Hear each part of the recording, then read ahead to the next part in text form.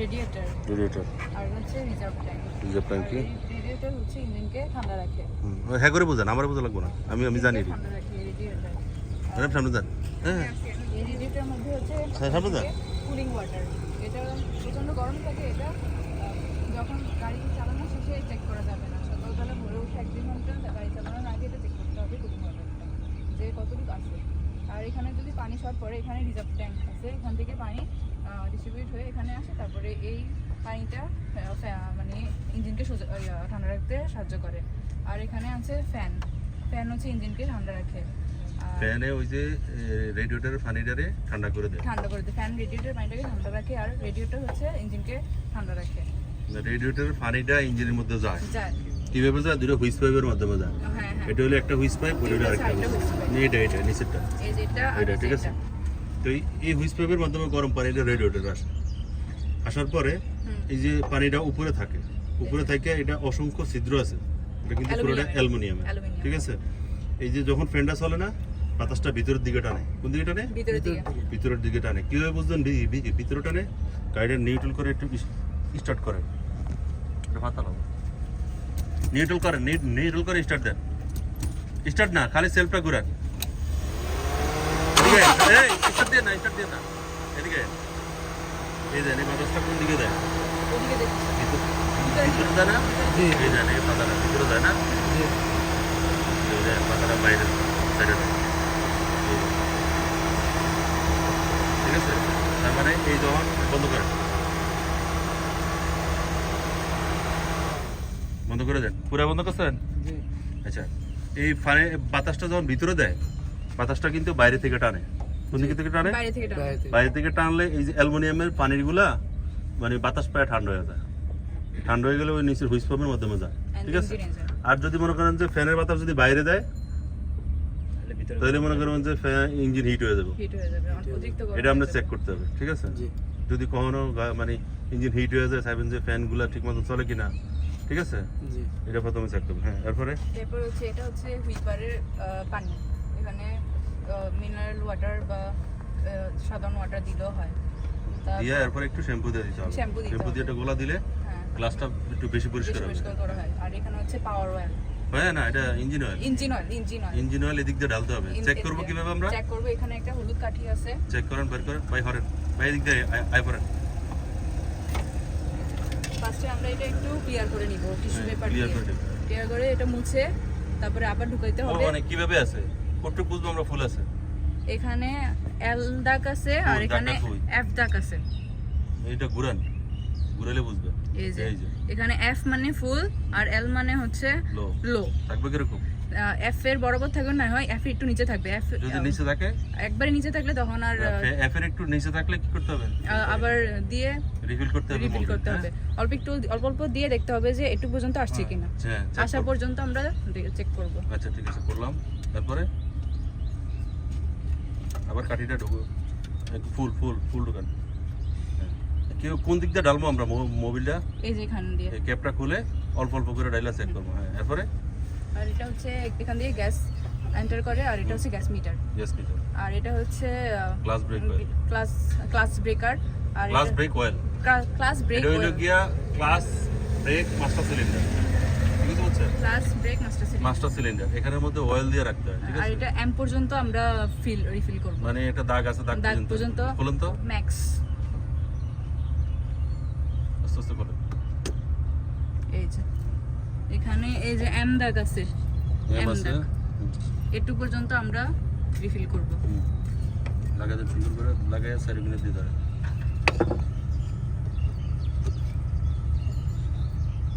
এই সাইডগুলো দিয়ে সুন্দর মতো লাগাই দিচ্ছি। আর এটা হচ্ছে আমাদের স্টিয়ারিং যে পাওয়ার অয়েল, স্টিয়ারিং পাওয়ার স্টারিং অয়েল লাগবে। আর যদি ইলেকট্রিক হয় তাহলে আর লাগবে না, ঠিক আছে। তাহলে এটাও কত থাকবো? এটাও এখানে এম পর্যন্ত দাগ আছে, ম্যাক্স পর্যন্ত আমরা রিফিল করব।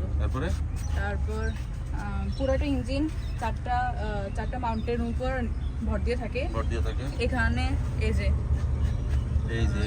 এখানে একটা আছে, এখানে না, এই যে মাউন্ট, এইটা একটা মাউন্ট, ঠিক আছে। একটা মাউন্ট, আর এখানে একটা মাউন্ট, আর ওই পাশে দুইটা আছে। এখানে একটা মাউন্ট, এখানে একটা, আর ওইদিকে একটা, ওই যে ওইদিকে। ওই যে এইটা। নিচ দিয়ে একটা। হ্যাঁ, ঠিক এটা আছে। মাউন্ট আছে। আর এটা হচ্ছে air filter, air cleaner box. Air cleaner box. এখানে এটার ভিতরে একটা ফিল্টার থাকে। একটা ফিল্টার থাকে। আর এটা আমরা যখন 2500 থেকে 3000 কিলোমিটার পর্যন্ত গাড়ি চালাই, এরপর আমাদের এয়ার ফিল্টার চেঞ্জ করতে হবে, তারপরে হচ্ছে মোবিল ফিল্টার চেঞ্জ করতে হবে, আর এসি ফিল্টার চেঞ্জ করতে হবে। হ্যাঁ, মোবিলও চেঞ্জ করতে হবে। মোবিলও চেঞ্জ করতে হবে। 2500 থেকে 3000 হবে মোবিল।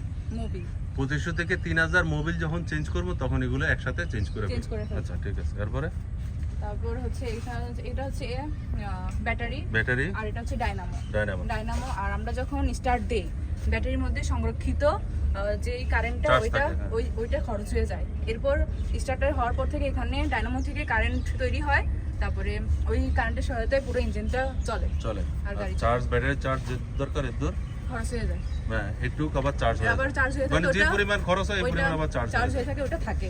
আর বাকিটা ডাইনামো থেকে কারেন্ট তৈরি হয়, তারপরে পুরো গাড়িটা চলে, ইঞ্জিন চলে। তারপরে আর এটা হচ্ছে এখানে হচ্ছে ফিউজ বক্স। Fuse box. আর এটার মধ্যে কি কি কাজ থাকে? জি,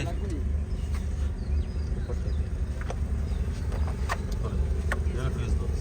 ফিউজ বক্স এখানে হচ্ছে লাইটের ফিউজ থাকে, ফিউজ থাকে, হর্নের ফ্যানের ফিউজ থাকে। হর্নের ফিউজ থাকে। তো এখানে ফিউজ খোলেন, খান দিয়ে খোলেন, খোলেন। এই যে এখানে মাঝে মাঝে এটা নষ্ট হয়ে যায়, এই যে মাঝখান দিয়ে কি হয়? মাঝখান দিয়ে জ্বলে যায়, জ্বলে দুই ভাগ যায়। হয়ে যায়, হ্যাঁ। এই যে এটা দুই ভাগ হয়ে যায়, তখন আমরা একটা গুনার সাহায্যে, গুনা বা ছোট যদি ফিউজ থাকে তাহলে ফিউজ লাগাই দেবো। ফিউজ লাগাই দিব। ফিউজের এদিকে নাম্বার আছে আমার কাছে, হুম। এই যে ফিউজের নাম্বার আছে, ঠিক আছে? কোন নাম্বার ফিউজ এটা? এটা হচ্ছে 3 নম্বর ফিউজ। এটা হলো 35 নম্বর ফিউজ, ঠিক আছে? 35 ফিউজ লাগাইতে হবে। আবার এখানে 10 ফিউজ লাগাইলে হুম, হবে না। হবে না। আর যদি না থাকে তাহলে কি করতে হবে? ওই যে একটা গুনার সাহায্যে হুম। একবার এই সাইডে পুরোটা, তারপর একবার এদিকে আরেকবার এদিকে, তারপর একসাথে জোড়া লাগাই দিব। জোড়া লাগিয়ে এরপর আমরা গাড়ি কোন রকম স্টার্ট দিয়ে যাব। এরপর আমরা ফিউজ কিনা ফিউজ লাগাই দেবো, ওকে? জি। আচ্ছা, এভাবেই এই ফিউজগুলা যেটা একটা একটা করে সবগুলা চেক করবো কোনটার কারণে কোনটা কি হয়, হ্যাঁ? এরপরে আর এই দুটো হচ্ছে হর্ন। হর্ন এগুলোর মাধ্যমে কি হয়? হর্নের মাধ্যমে কি হয়? হর্ন যে আমরা হর্ন দেই, হর্ন দিলে কি হয়? রোড ক্লিয়ার হয়। রোড ক্লিয়ার হয়। হর্ন দিলে কি হয়? রোড ক্লিয়ার হয়। ডিপার দিলে কি হয়? ডিপার দিলে সামনে থেকে সতর্ক করে। সামনের গাড়িরে সতর্ক করে সতর্ক আমরা, করে। হ্যাঁ? হ্যাঁ, আচ্ছা, এটা ডিপার কিভাবে দেয়? ভিতর থেকে দেয়। এই যে ইন্ডিকেটরের এই যে লাইট হেডলাইট গুলো জ্বলে, দেন তো ডিপার, দেন তো ডিপারটা দেন তো। আপনি গিয়ে ম্যাডাম গিয়ে দেন, ম্যাডাম গিয়ে দেন, দেন দেন দেন দেন।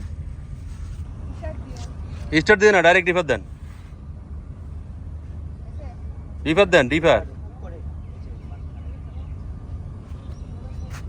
এটা তো লাইট দিলেন, সামনের দিকে বাড়ি দেন না, ডিপার ভুলে গেছেন? ম্যাডাম দেন তো, আপনি দেন, সাই সরেন। এই যে, হ্যাঁ দেন দেন দেন, আবার দেন। এইটা ডিপার বলে, হ্যাঁ, বন্ধ করেন, ঠিক আছে? অনেক সময় লাইট না জ্বললেও কিন্তু ফিউজ বক্স থেকে ফিউজগুলো চেক করতে হবে কোন ফিউজটা কেটে গেছে, ঠিক আছে? লাইটের ফিউজ। আচ্ছা, তারপরে হচ্ছে এখানে এটার নাম কি? এটা হচ্ছে ডিস্ট্রিবিউটর। ডিস্ট্রিবিউটর। এখান থেকে কারেন্ট সাপ্লাই করে কারেন্ট ইঞ্জিনে। সাপ্লাই হয়। এখানে Plug cable। একটা প্লাগ কেবল, আর হচ্ছে এখানে 4টা প্লাগ, 1 2 3 4 চারটে প্লাগ কেবল, 4টাই প্লাগ কেবল। আর এটা ভিতরে ইঞ্জিন, চারটে প্লাগ থাকে, ইঞ্জিন 4টা প্লাগ। ইঞ্জিন হচ্ছে 4টা ভাগে বিভক্ত। আচ্ছা, হ্যাঁ। এটা হচ্ছে ডেবিট কেবল, টেবিট কভার, এটা হচ্ছে হেড, নিচেরটা হেড, নিচেরটা হেড, এইটা হেড, হেড, তারপরে হচ্ছে আর নিচে হচ্ছে ব্লক, ব্লক, তারপরে হচ্ছে চেম্বার, চেম্বার। চেম্বার। আচ্ছা, হ্যাঁ। এরপরে তারপরে এখান থেকে এখান থেকে ডিস্ট্রিবিউট হয়, আর এখান থেকে কারেন্টগুলো ভিতরে ইঞ্জিনে সাপ্লাই হয়। আচ্ছা, ঠিক আছে। এরপরে হচ্ছে এটা হলো গ্যাস কিট, এটা হচ্ছে গ্যাস কিট, গ্যাস কিট। এটা না, কোনটা? এটা হচ্ছে গ্যাস গ্যাস কিট। কিট। এখানে গ্যাসটারে কম্বাইন করে, মানে গ্যাসটারে প্রস্তুত করে প্রয়োজন মতো ইঞ্জিনে সাপ্লাই করে, ঠিক আছে? এটা হলো গ্যাস কিট, গ্যাস ঠিক আছে? কিট। আর এটা হচ্ছে ইয়ার ম্যানিফুয়েল। এই এখানে কয়টা ইয়ার ম্যানিফুয়েল আছে? 4টা। কয়টা আছে? 4টা। কয়টা আছে? 4টা। 4টা। এটা কি? কোনটা? এই যে এইগুলো কি? এগুলো চ্যালেঞ্জার ম্যানিফুয়েল, চ্যালেঞ্জার ম্যানুফ্যাকচার। মানে যেগুলো জ্বালানি হিসাবে জ্বলার পরে যা ওয়েস্টেজ হয় এগুলা এদিক দিয়ে বের হয়ে যায়, ঠিক আছে? চ্যালেঞ্জার। এই তো মোটামুটি প্রাথমিক যে ধারণাগুলো আছে এগুলো আমরা নিয়ে নিলাম, ঠিক আছে?